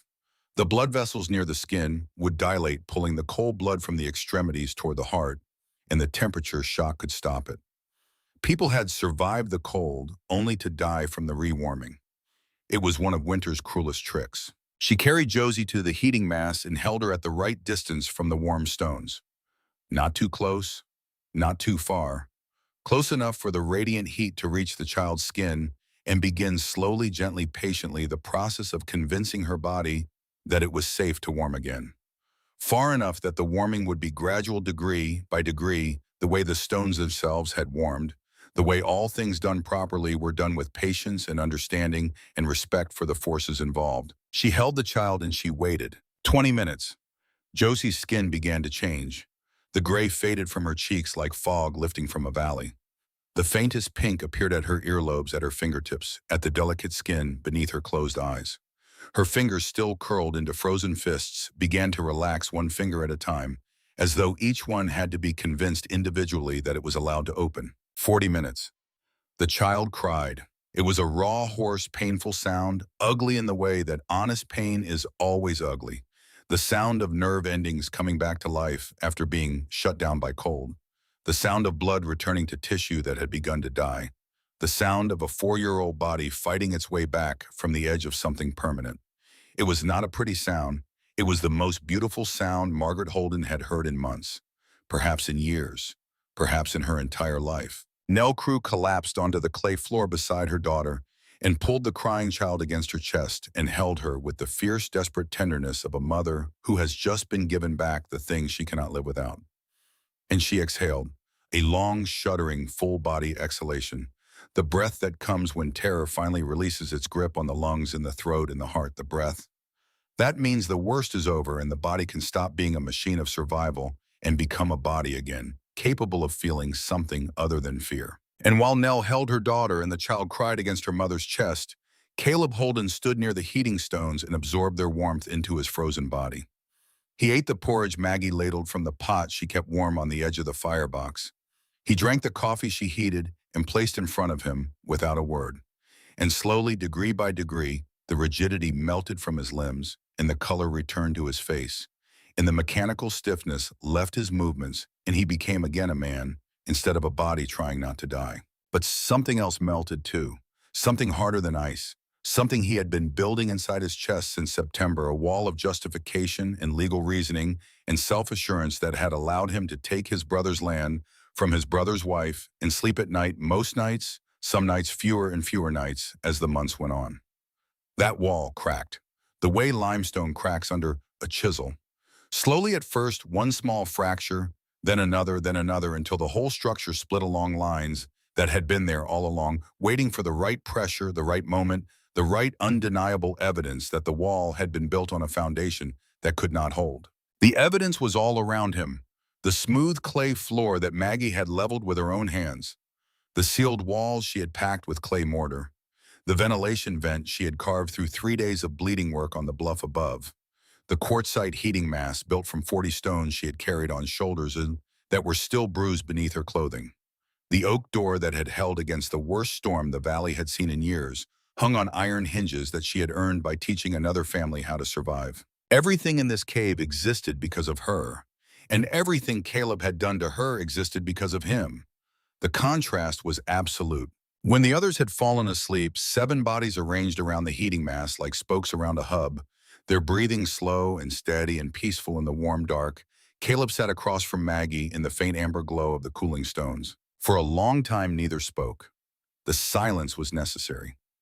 It was the silence that precedes truth, the silence that exists because what needs to be said is heavy enough to require preparation, the way the ground requires preparation before a foundation is laid. Caleb spoke first, and he did not begin with an apology. He began with the truth. This distinction mattered, because apologies are easy. They cost nothing. They can be manufactured on demand and delivered with the appearance of sincerity by anyone who has practiced the words enough times. Truth is different. Truth costs something. Truth requires a man to look at himself without the filters of justification and self-protection and see what is actually there, and then to speak what he sees to the person he has wronged, knowing that the words cannot be taken back, and that they will change how both of them understand the past. I did not come to Nebraska to inspect the land, Caleb said. His voice was rough, not from the cold, from something else. I came because I have not slept since September. Maggie kept her eyes on the stones. The farm in Michigan is failing, he continued. Debts I cannot pay, crops that will not grow. When Einar died, I saw an opportunity. I told myself I was following the law. The law said the land goes to blood. The law was clear. But the law was just the story I told myself so I could do what I wanted to do, which was sell the land and pay my debts. I used the law the way a coward uses a shield to hide behind. I knew what I was doing, and I told myself a story about principles and bloodlines and the proper order of things, but the truth is simpler than any story. I wanted the money, and I took it from the person who deserved it, least to lose it. He stopped, swallowed. The fire in the quartzite mass shifted a log, settling deeper into the ash, and the amber glow in the cave changed slightly, shadows moving on the walls, like the hands of a clock marking time that could not be recovered. I want you to know something, he said. Every night since September, every single night, I have lain awake and seen this cave. I have seen you standing at the entrance, wearing Einar's coat. I have seen your face when you asked me that question. Would Einar have allowed this? That question has followed me from Michigan to Nebraska and back again, and it will follow me until I die because the answer is no. Einar would not have allowed it. Einar would have put his hand on my chest and pushed me back through the door and told me to go home and find my decency before I came back. And he would have been right. Maggie said nothing. She let the silence hold his words the way the cave held warmth completely, without judgment, giving them space to exist. Denton wants to sell his share, Caleb continued. I will buy it. I will keep the timber acres on the west side. When winter ends, I am bringing Ida from Michigan. She wants to meet you. He looked around the cave again. The warm stones, the sealed walls, the level floor, the door. Every surface bore the marks of her hands, the evidence of months of labor that no law could quantify and no legal document could capture. You built all of this, he said quietly. I built what I needed. He paused. What he said next cost him everything that remained of his pride. But pride was something he could not afford anymore. Not in this cave, not in front of this woman, not after this night. Einar was the best of us. 3 brothers, and he was the only one worth a damn. We wronged you when we took his land. I know that now. I have known it since the morning I watched you walk away wearing his coat. I knew it then, and I did not say it, and the not saying is something I will carry for the rest of my life. The storm shook the walls. The heating stones ticked softly as the quartzite expanded and contracted with its slow thermal rhythm. And in the silence that followed Caleb's confession, in the space between his words and whatever Maggie might say in response, he asked a question she did not expect. What does Kulta mean? Maggie went completely still. The word entered the cave like a third person alive and present, and carrying the weight of 1,000 ordinary moments that she had not known were precious until they were gone. Einar called you that, Caleb said. I heard him once, the only time I visited Nebraska. I was standing in the doorway of your sod house and he did not see me. He was at the stove heating coffee, and you came through the door carrying water from the creek, and he turned and looked at you and said Kulta, the way our father used to say it to our mother every night before they slept. Kulta. I heard him say it and I knew he was happy. I had never heard him happy before. Maggie swallowed against a tightness in her throat that made breathing difficult. I do not know what it means, she said. I never asked him. Caleb nodded slowly. He was looking at the glowing stones, but he was seeing something else. Something far away and long ago and irretrievable. I know what it means, he said. Our mother was Finnish. Our father learned the word from her and used it every day of their marriage. Kulta means gold. It is what you call the person who is most precious to you, the person you cannot replace, the person who makes everything else worth keeping. He paused, his voice broke slightly on the next words, a fracture in the steadiness he had maintained through his entire confession, a crack that revealed the depth of what he was feeling. Einar was right, and Margaret Holden, sitting in a cave she had carved from rock and built from knowledge and warmed with stones she had carried on her own back because a Finnish farmer had taught her which rocks ring like iron.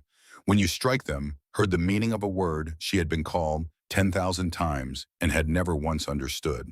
Kulta, gold, the most precious thing, the thing that cannot be replaced. Einar had been telling her every day, every morning when she opened her eyes, every night before they slept, every time he saw her walk through the door or carry water from the creek or kneel beside him in the garden or sit across from him at the table in their sod house where the firelight made shadows on the wall. He had been telling her who she was to him. And she had heard the word and felt the warmth of it without ever translating it into meaning the way you feel the sun on your face without thinking about the physics of light. She cried, not from sadness, not from the old familiar grief that she had carried since June, from something else entirely, From the overwhelming, devastating, beautiful weight of understanding something too late and too completely. The way you understand the value of a conversation only after the person you were talking to is gone. The way you understand the meaning of a hand placed softly on your back only after the hand has been removed and you realize it was holding you up. She cried for the words she never asked about. She cried for the mornings she would never have again. She cried for the man who had loved her with a word she did not understand and who had died before she could tell him that she understood now that she finally understood that Kulta meant gold and that he had been her gold too, her most precious thing, the person she could not replace. The storm raged through the night and into the next day and the day after that. Snow piled 3 feet deep across the valley. Roofs collapsed, livestock froze standing in the fields, roads disappeared. Families across the Republican River Valley struggled to keep their fires alive, burning furniture and fence posts and anything that would catch when the firewood ran out. 3 people died in the storm, 2 elderly neighbors caught between homesteads who never found shelter, and a child in a family whose sod house lost its roof to the wind at 3 in the morning. The valley mourned them. Reverend Crabb held services.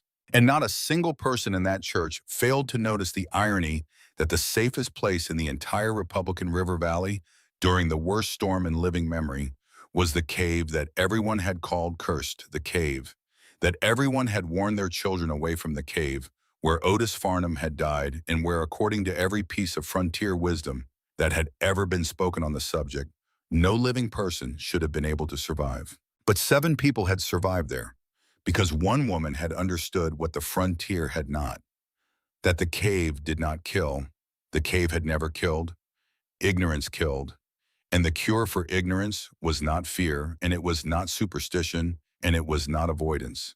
The cure was knowledge. The cure was a Finnish farmer's quiet voice explaining the behavior of fire and air to a wife who was listening with half her attention on an ordinary evening in a sod house that no longer existed on a homestead that no longer belonged to her. But inside the cave, 7 people slept safely through the worst of it. The temperature held at 62 degrees. The quartzite stones breathed out the memory of fire with the patience that only stone possesses. The oak door held against every gust. The ventilation vent drew smoke upward and fresh air downward. And a woman who had been told she could not survive a Nebraska winter kept 7 people alive, using knowledge that had crossed an ocean, survived 3 generations of Finnish winters, and waited in her hands for exactly this moment. When the storm finally broke on the morning of the 3rd day, the world outside was transformed. 3 feet of snow covered everything. The familiar shapes of the valley, the roads and fences and sod houses and corrals had been erased, replaced by a white landscape that looked like nothing had ever been built on it, like no human had ever walked across it, like the land had shrugged off every trace of habitation and returned to its original empty state. Samuel Crew went out to check his homestead.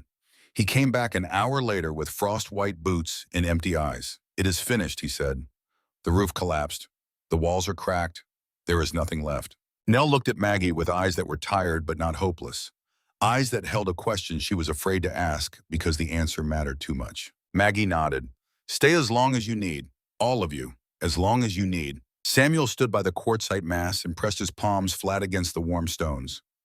He stood there for a long time, feeling the heat move through his hands into his arms and through his body, the steady, generous warmth that had kept his family alive through 3 days of the worst storm the valley had ever seen. He closed his eyes and he felt the stones, and he tried to understand how this was possible, how a pile of rocks could hold warmth like a living thing, how a woman alone in a cave had built something that his sod house with its store-bought stove and its factory-made windows had failed to match. When he opened his eyes, they were wet. "Teach me," he said. His voice was not much more than a whisper. "Please teach me how this works." Maggie gestured for him to sit beside her near the heating mass. And in that quiet cave, the one the frontier had feared for years, the one that Reverend Crabb had called a cursed place, and that the valley gossips had called a tomb, she taught him. She taught him about air and ventilation, and the difference between a room that breathes and a room that suffocates. She taught him about stone, which stones hold heat and which stones do not, how to test them by the sound they make when you strike them, the metallic ring of quartzite versus the dead thud of sandstone. She taught him about the kauas, the Finnish heating mass, a design older than written history, perfected by generations of people who understood that fire was not just something to fear or something to use, but something to understand. And she taught him the lesson that mattered most, the lesson that contained all the other lessons inside it like seeds inside a pod. The lesson that Einar had given her on an ordinary evening in a sod house by a stove using a stick to draw pictures in a dirt floor in a voice so calm that she had not realized she was being given the most valuable gift of her life. Fire can burn you or it can save you. It depends on whether you understand it. Spring came the way spring always comes to Nebraska, grudgingly, with false starts and setbacks, with days that felt like April, followed by days that felt like January, with mud so deep that the roads became rivers and the rivers became lakes. But it came. The snow melted, the creeks ran, the grass appeared in patches, then in fields, then everywhere green and alive, and pushing up through the dead brown of winter like proof that the world was still capable of beginning again. Maggie walked into the land office in Red Cloud on a Tuesday morning in April. She carried her birch bark journal, her charcoal drawings, her measurements, in the quiet certainty of a woman who had earned every word she was about to speak. Ruth Whitfield walked beside her, straight-backed and sharp-eyed, ready to sign her name as witness to 6 months of improvement on a claim that everyone else had considered worthless. Thomas Pruitt, the land officer, was exactly as Ruth had described him, hard as limestone, fair as a plumb line. A man who did not smile when people entered his office because he was not in the business of making people comfortable, but in the business of applying the law accurately and without favor. He reviewed Maggie's documentation for 1 full hour. He studied the ventilation drawings, turning the birch bark pages, slowly examining each charcoal line. He read the daily journal entries, every one of them from September through March. He looked at the measurements of the heating mass. He examined Ruth Whitfield's signature and asked her 2 questions about the nature and extent of the improvements she had personally observed. Then he turned to Maggie and asked 2 more. "You have lived on that claim since September?" "Yes, alone, until the storm came. Then 7 people, 3 of them children, 1 of them 4 years old." Pruitt looked at her for a long time. His expression did not change. His eyes moved once more across the drawings and the journal and the witness signature. Then he picked up his stamp and brought it down on the document with a single decisive motion that sounded in the quiet of the office like a judge's gavel. Maggie Holden walked out of the land office holding the deed to the Farnham claim in her own name. The paper was still warm from Pruitt's hand. The ink of his stamp was still wet. She stood on the wooden sidewalk outside the office and looked at the document and read her name printed in the clerk's careful handwriting, and she felt something she had not expected to feel. Not triumph, not vindication, not the satisfaction of having proven everyone wrong, though she had done that too. She felt Einar, not as a ghost, not as a vision, as a presence, the kind of presence that people who have been deeply loved carry with them for the rest of their lives, the sense that the person who loved them is still watching, still proud, still placing a hand gently on their back when the load gets heavy. She felt him the way she had felt him on that first night in the cave in the darkness, when his voice had come to her so clearly that she almost turned to look for him. He was here now, in the deed in her hands, in the knowledge that had made the deed possible, in the chain of teaching that stretched from a Finnish grandfather through his son, through Einar, through her, and into the valley that would carry it forward long after all of them were gone. Ruth Whitfield walked beside her down the main street of Red Cloud, and she did not say anything because nothing needed to be said. She just nodded once, the kind of nod that frontier women gave each other when words were unnecessary. The nod that meant, "I see what you did," and it was enough. Caleb Holden kept his word, every piece of it. He bought Denton's share of the original Holden farm and kept the timber acres on the western edge, good land with oak and cottonwood that would provide building material for years. That summer, true to his promise, he brought Ida from Michigan. They arrived on the same train platform where Caleb had stepped off 6 months earlier as a man running from his conscience. He stepped off now as something different. Not a better man, perhaps. That was not his to claim, but a man who had stopped pretending that what he had done was right. And there is a kind of progress in that, a kind of slow, difficult progress that is only possible when a person has stood in a warm cave in the middle of a blizzard and seen with their own eyes what they destroyed and what the person they destroyed built in its place. Ida was small and gentle and quiet and nothing like her husband in temperament or manner. The first time she met Maggie, she took both of the widow's hands in hers and held them, and looked at her with eyes that were honest and wet, and said, "Caleb told me everything. All of it." And Maggie understood that everything did not mean only the cave and the storm and the heating stones and the night she saved 7 lives. It meant the kitchen table, the papers, the September morning, the look on Maggie's face when she asked, would Einar have allowed this? All of it. Caleb had confessed everything to his wife, and Ida had come anyway not to apologize on his behalf, but to stand next to the woman her husband had wronged and offer the only thing that was hers to give, which was presence. Years passed. The Republican River Valley changed the way all frontier valleys changed slowly, and then all at once. Sod houses gave way to frame houses. Dirt roads became graded roads. The town of Red Cloud grew.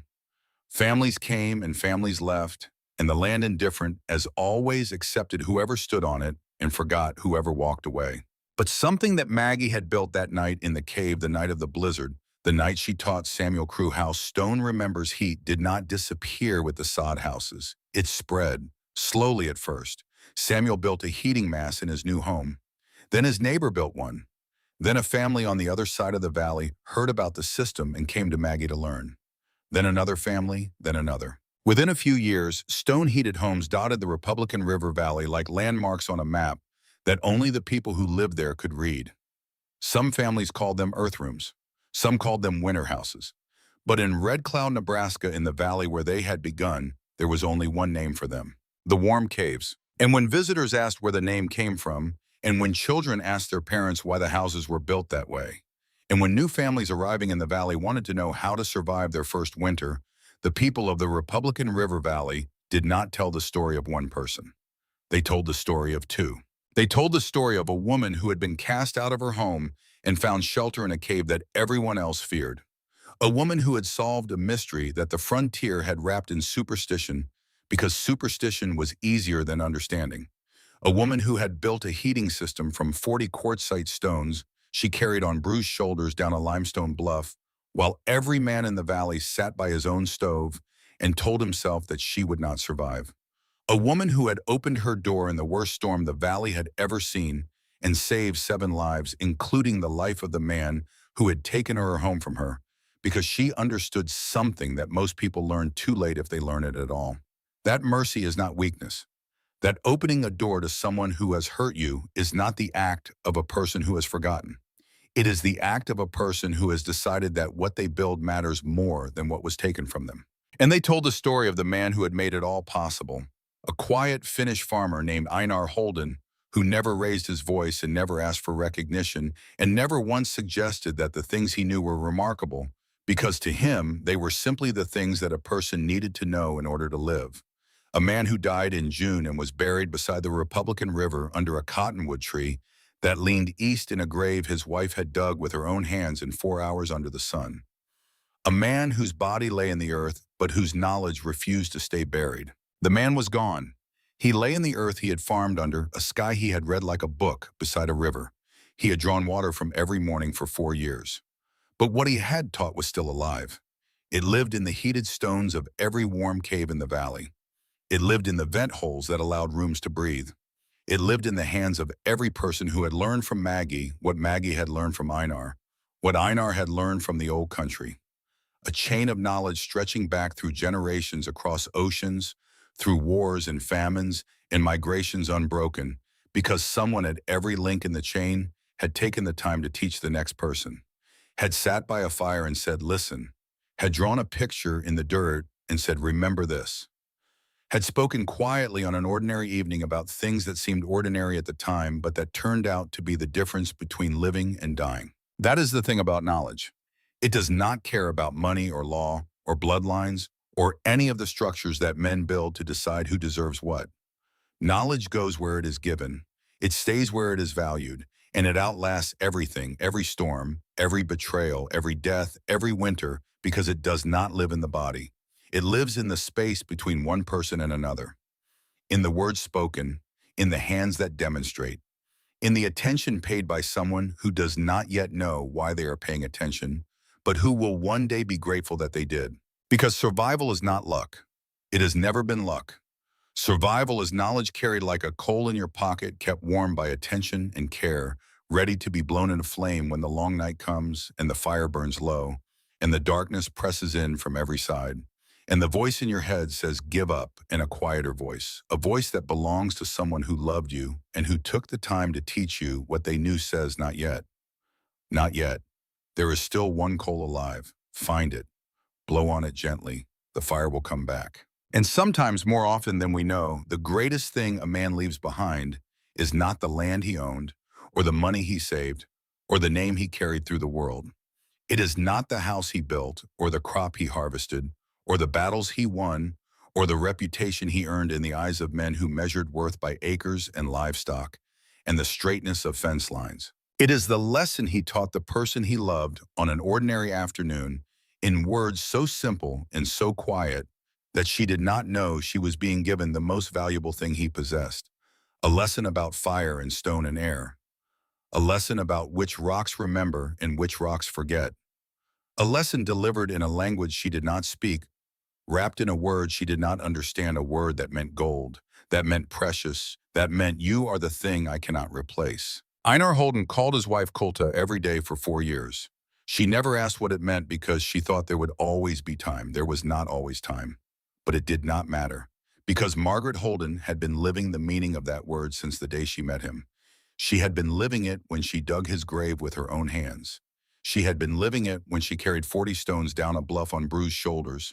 She had been living it when she opened her door in a blizzard to save the man who had wronged her. She had been living it every single day. She just did not have the translation until the night Caleb told her. And by then she did not need it. She had already become it. Gold. The thing that endures when everything else burns away.